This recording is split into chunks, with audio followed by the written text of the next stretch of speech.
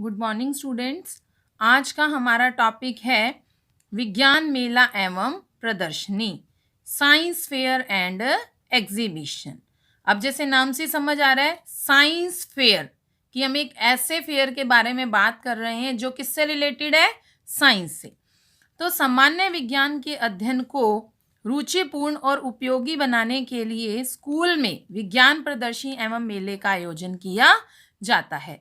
विज्ञान के अध्ययन को इंटरेस्टिंग बनाने के लिए और बच्चों के लिए जो विज्ञान का ज्ञान है उनके दैनिक जीवन से संबंधित हो, उनके व्यवहारिक जीवन में उपयोगी हो, उसके लिए क्या किया जाता है, स्कूलों में विज्ञान मेले का आयोजन किया जाता है। अब विद्यालयों में संचालित विज्ञान क्लब की उपलब्धियों तथा कार्यक्रमों को प्रस्तुत करने के लिए विज्ञान मेला एक अच्छे रंगमंच के रूप में कार्य करता है। अर्थात विद्यालय में जो हमारा विज्ञान क्लब बनाया जाता है, जिसमें विज्ञान के स्टूडेंट्स यानी जो साइंस स्टूडेंट्स होंगे और साइंस के जो टीचर होंगे वो इसके अंदर कार्य करते हैं मिलकर। तो उनकी जो उपलब्धियां हैं और उनके जो कार्य किए जाते हैं उनके द्वारा, उन कार्यक्रमों को प्रस्तुत करने के लिए विज्ञान मेला क्या होता है, एक रंगमंच के रूप में कार्य करता है। वैज्ञानिक युग में विद्यार्थियों, उनके अभिभावकों तथा जनसाधारण को परिचित कराने के दृष्टिकोण से भी विज्ञान प्रदर्शनी एक सफल साधन है। कि आज का जो युग है हमारा, हम सब जानते हैं कैसा युग है, वैज्ञानिक युग है। तो इस युग में विद्यार्थियों को और उनके पेरेंट्स और इसके अलावा अन्य जनसाधारण, जो भी अन्य व्यक्ति हों, उनको विज्ञान से संबंधित जो भी उनके विद्यालय ने उपलब्धि प्राप्त की है या उस क्षेत्र में कोई कार्य किया है, उन सब से परिचित करवाने के लिए विज्ञान प्रदर्शनी जो है वो एक सबसे सफल साधन है। तो विज्ञान प्रदर्शनी में अब विज्ञान से संबंधित सूचनाएं, विज्ञान से संबंधित फिल्म, चित्र, मॉडल या अन्य संग्रह की हुई वस्तुओं के नमूने या विज्ञान से संबंधित नई नई जानकारी को प्रदर्शित किया जा सकता है। अब ये जो प्रदर्शनी लगाई जाती है या ये जो मेले का आयोजन किया जाता है, यह मेला जो है वो इसकी जो व्याख्या है वो शिक्षक की देखरेख में विद्यार्थियों द्वारा की जाती है। यानी इस मेले का जो आयोजन है वो शिक्षक की देखरेख में किसके द्वारा किया जाएगा, विद्यार्थियों द्वारा किया जाता है। अब NCERT और SIERT, नेशनल लेवल और स्टेट लेवल में क्या है, SIERT, इन मेलों का जिला स्तर, राष्ट्रीय स्तर, क्षेत्रीय स्तर, राज्य स्तर पर आयोजन करने के लिए मार्गदर्शन एवं आर्थिक सहायता भी देते हैं। अब जो NCERT है, national council education research and training, जो और SIERT, state institute of education research and training, ये क्या करते हैं, इन मेलों का जिला स्तर पर भी आयोजन करते हैं, फिर क्षेत्रीय स्तर पर, उसके बाद राज्य स्तर पर और लास्ट में राष्ट्रीय स्तर पर इसका आयोजन करते हैं। और इनका आयोजन करने के लिए वो कुछ ना कुछ मार्गदर्शन भी करते हैं और साथ में आर्थिक सहायता भी देते हैं। अब नेक्स्ट है इसमें आगे कि विज्ञान मेले या प्रदर्शनियों को आयोजित करने के उद्देश्य, कि अब विज्ञान मेले को आयोजित करने का पीछे हमारा क्या उद्देश्य है कि हम इनका आयोजन विद्यालयों में किया जाना चाहिए। तो NCERT, राष्ट्रीय शैक्षिक अनुसंधान एवं प्रशिक्षण परिषद द्वारा नई दिल्ली, NCERT के अनुसार क्या है कि विज्ञान मेले को आयोजित करने के पीछे निम्नलिखित उद्देश्य होने चाहिए। कौन कौन से उद्देश्य हैं? सबसे पहला, अपने विचारों को कार्य रूप में व्यक्त करने के लिए विद्यार्थियों को उपयुक्त अवसर प्रदान करना। इसका मुख्य उद्देश्य क्या है विज्ञान मेले का, कि बच्चे जो हैं अपने विचारों को, उनके मन में, उनके दिमाग में जो विज्ञान से संबंधित कोई नई बात आ रही है, उनको व्यक्त करने के लिए विद्यार्थियों को उपयुक्त अवसर जो है वो प्रदान किए जा सकते हैं। सेकंड, विद्यार्थियों को अपने साथियों के कार्यों और उनकी उपलब्धियों को देखने के लिए अवसर देकर स्वयं कार्य करने के लिए प्रोत्साहित करना। इस विज्ञान मेले का दूसरा उद्देश्य क्या है कि विद्यार्थी जो हैं अपने साथी मित्र की, जो उनके साथी, उनके दोस्त हैं, उन्होंने जो कार्य किए हैं या कोई उपलब्धि प्राप्त की है, उन उपलब्धियों को देखने का अवसर मिलता है, जिससे क्या होगा, उनको स्वयं कार्य करने के लिए भी प्रोत्साहन मिलता है। नेक्स्ट, विज्ञान के विशेष मेधावी तथा प्रतिभावान छात्रों को प्रकाश में आने का अवसर देना। विज्ञान के क्षेत्र में जो बहुत हमारे प्रतिभावान, मेधावी, इंटेलिजेंट छात्र हैं, उनको प्रकाश में आने का अवसर मिलता है और उनके उत्साह में वृद्धि होती है। नेक्स्ट, भावी वैज्ञानिकों को पहचानने तथा उन्हें अपने पथ पर बढ़ते रहने का अवसर देना।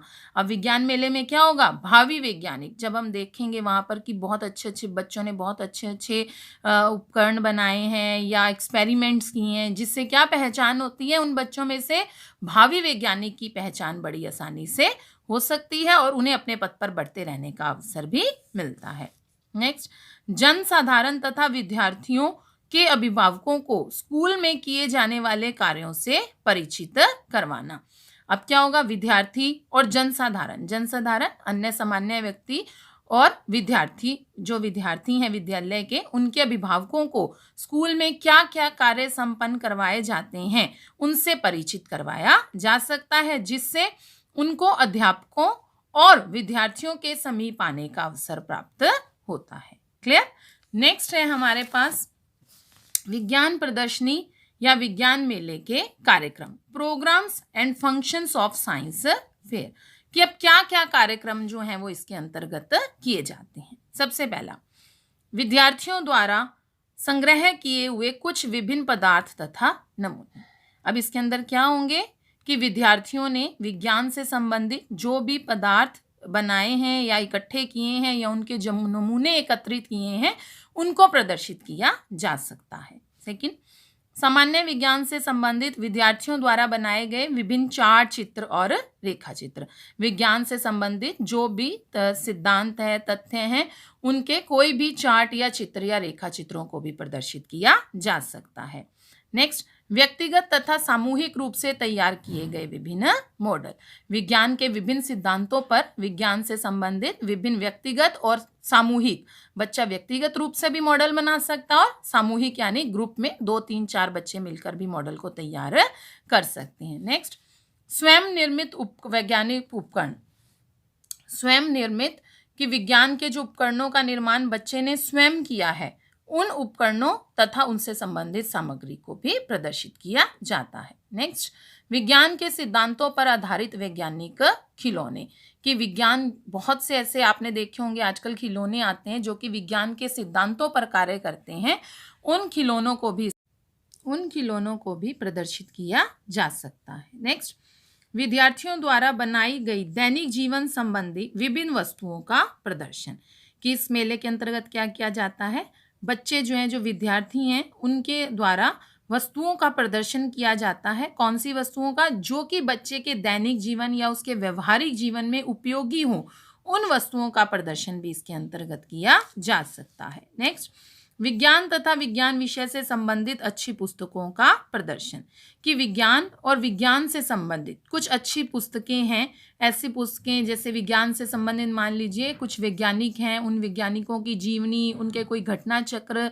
या उन्होंने जो भी आविष्कार किए हैं उनके बारे में कोई अगर अच्छी बुक्स हैं तो उनका प्रदर्शन भी इसके अंतर्गत किया जा सकता है। नेक्स्ट, विज्ञान संबंधी विषयों पर फिल्म प्रदर्शन का आयोजन, कि विज्ञान से संबंधित कोई विषय पर अगर फिल्म बनी है तो उस फिल्म के प्रदर्शन का आयोजन भी इस मेले के अंतर्गत किया जा सकता है। नेक्स्ट, वैज्ञानिकों की जीवनी, उनके घटना चक्र और उनके आविष्कारों से संबंधित जानकारी जो है वो विद्यार्थियों द्वारा भी दी जा सकती है।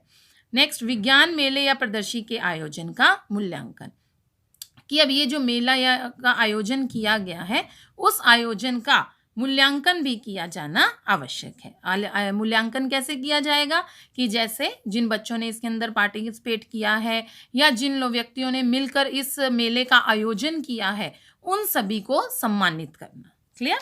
नेक्स्ट हमारे पास है विज्ञान मेला या प्रदर्शनी का संगठन, ऑर्गेनाइजेशन ऑफ साइंस फेयर और एग्जीबिशन, कि अब इसका संगठन कैसे किया जाएगा, उस संगठन के लिए कौन कौन से स्टेप्स को फॉलो किया जाएगा। तो उसके लिए हमारे पास बहुत से ऐसे स्टेप हैं, तो जिनमें से सबसे पहला स्टेप है योजना, प्लानिंग। अब इसके अंतर्गत कौन कौन से सोपान हैं। स्टेप है पहला, कि जो हम ये मेले का आयोजन करने जा रहे हैं उसके पीछे हमारा क्या लक्ष्य है, कि हम किस लक्ष्य को प्राप्त करना चाहते हैं और हमारा क्या उद्देश्य है इस मेले को आयोजित करने का, इसकी हमने प्लानिंग करनी है पहले से। नेक्स्ट, प्रदर्शनी का क्षेत्र, कहाँ पर हमने इस प्रदर्शनी का आयोजन करना है उस क्षेत्र के बारे में भी पहले विचार विमर्श किया जाता है। नेक्स्ट, विधि, किस विधि को अपनाते हुए इस मेले को आयोजित करना है, कि मेले के अंदर हमने कौन सी विधि को अपनाना है। क्या हमने इसके अंदर प्रदर्शन विधि खाली रखनी है, या बच्चे के लिए एक्सप्लेनेशन मेथड का यूज किया जा सकता है।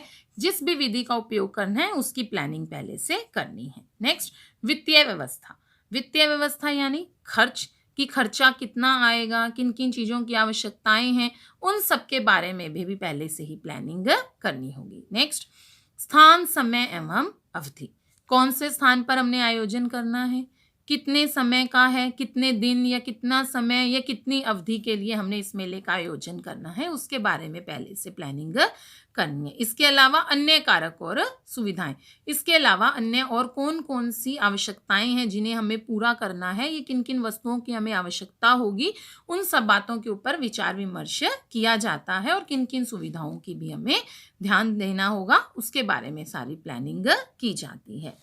नेक्स्ट, कार्य का विभाजन, डिस्ट्रीब्यूशन ऑफ वर्क। अब कार्य का प्लानिंग पहले ही कर दी जाएगी कि जो कार्य का विभाजन है वो किस किस प्रकार करना है, कौन सा कार्य किसको दिया जाना है, इसका डिस्ट्रीब्यूशन पहले ही कर लिया जाना चाहिए।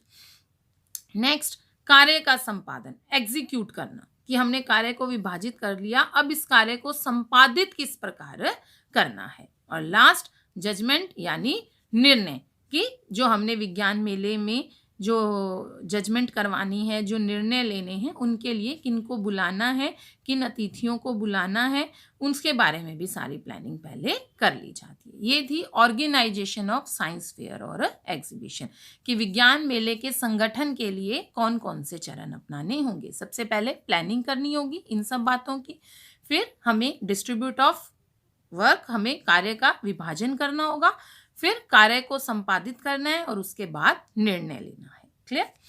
लास्ट हमारे पास इसमें है विज्ञान मेले के अवलोकन की उपयोगिता, यूटिलिटीज, कि इसकी यूटिलिटी क्या होगी, जो इसको अवलोकन करते हैं इसके अवलोकन की क्या उपयोगिता है।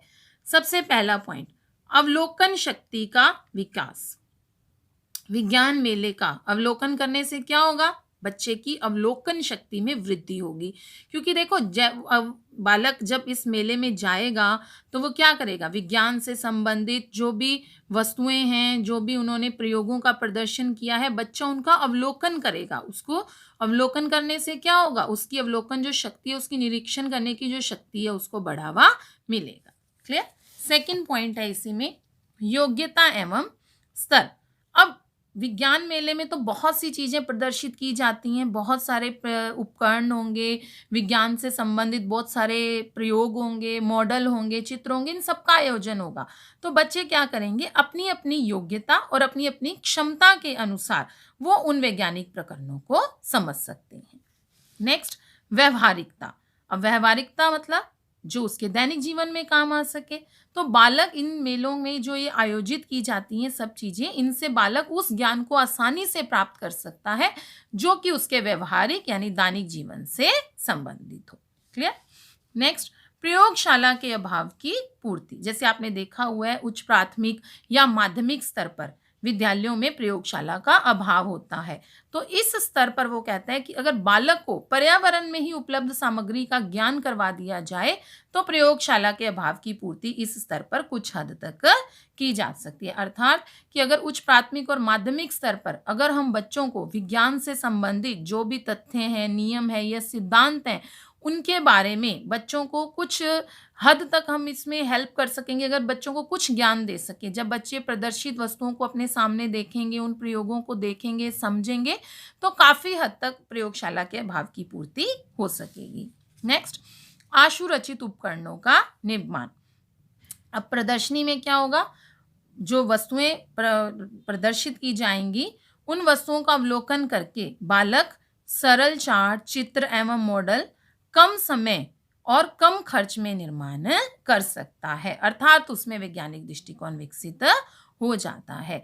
मतलब बच्चा जब इस तरह के मेलों में जाता है, जो मेले आयोजित किए जाते हैं, इन मेलों में जब बच्चा जाता है, उनका अवलोकन करता है, तो उसके द्वारा उससे भी आइडियाज़ मिलते हैं कि वो पर्यावरण से संबंधित या विज्ञान से संबंधित जो भी कोई भी चार्ट, चित्र या ऐसा मॉडल का निर्माण करे जिसमें कि कम समय और कम खर्च लगे तो उसे इसमें सहायता मिल सकती है और इन सभी चीज़ों से उसके अंदर वैज्ञानिक दृष्टिकोण जो है वो भी विकसित हो सकता है।